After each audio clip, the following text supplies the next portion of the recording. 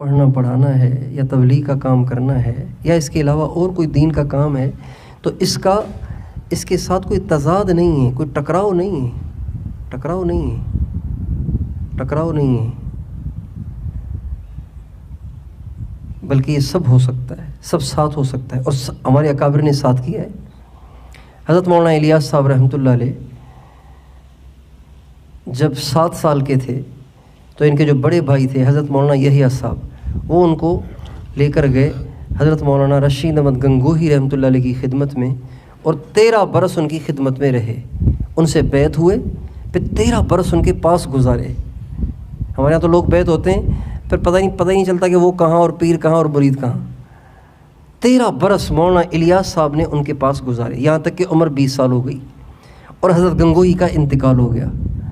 تو حضرت مولانا الیاس صاحب رحمۃ اللہ علیہ حضرت شیخ الہند مولانا محمود حسن رحمۃ اللہ علیہ کی خدمت میں حاضر ہوئے کہ حضرت گنگوہی تو چلے گئے، اب آپ مجھے اپنی سرپرستی میں لے لیں، آپ مجھے بیعت کر لیں۔ تو فرمایا کہ نہیں، آپ مجھ سے نہیں، آپ جا کے مولانا خلیل احمد سہارنپوری صاحب سے بیعت ہو جائیں، وہ مجھ سے بڑے ہیں۔ چنانچہ مولانا الیاس صاحب پھر حضرت مولانا خلیل احمد سہارنپوری رحمۃ اللہ علیہ سے بیعت ہوئے اور کتنا عرصہ ان کے ساتھ گزارا، اور اس کے بعد ان کے خلیفہ بنے۔ اس کے بعد انہوں نے تبلیغ کا کام شروع کیا۔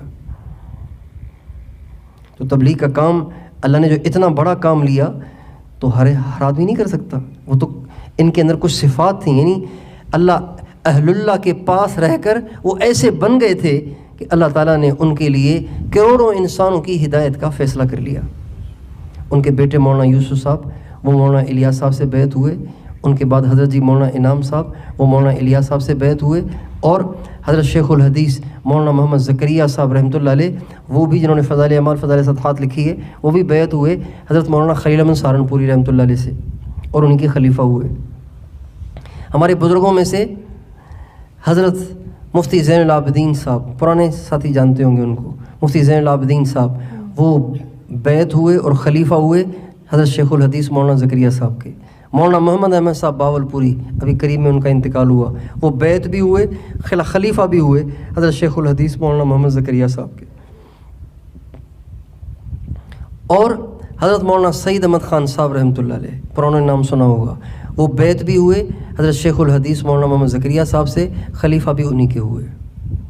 اور مولانا عبید اللہ صاحب بلیاوی ہمارے تبلیغ کے بہت بڑے بزرگ تھے، وہ بھی بیعت ہوئے حضرت شیخ الحدیث مولانا زکریا صاحب سے، انہی کے خلیفہ ہوئے۔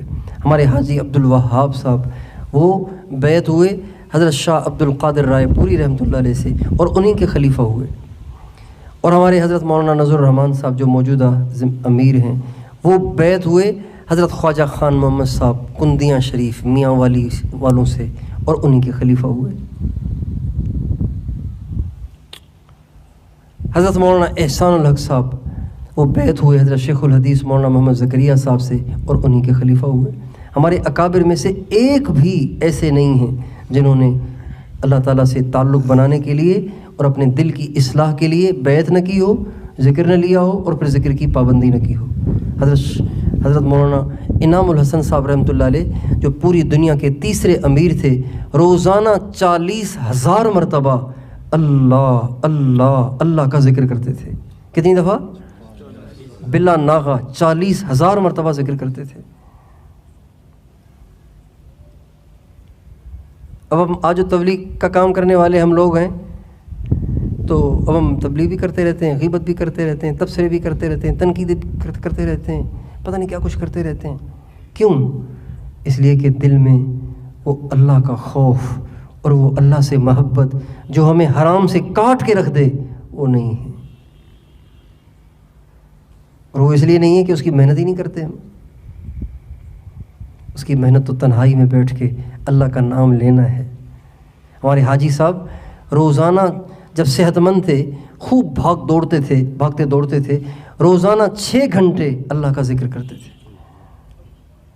جب کمزور ہو گئے، بھاگ دوڑ کم ہو گئی، 8 گھنٹے 10 گھنٹے اللہ کا ذکر کرتے تھے۔ سارا دن ان کی تسبیح پھرتی تھی، سارا دن تسبیح ان کی پھرتی رہتی تھی۔ تو بھائیو، ہمیں بھی دین کی محنت کے ساتھ ساتھ اللہ کا ذکر کرنا چاہیے، تنہائی میں بیٹھ کے اللہ سے لو لگانی چاہیے۔ اللہ تعالیٰ ہم سب کو توفیق دے۔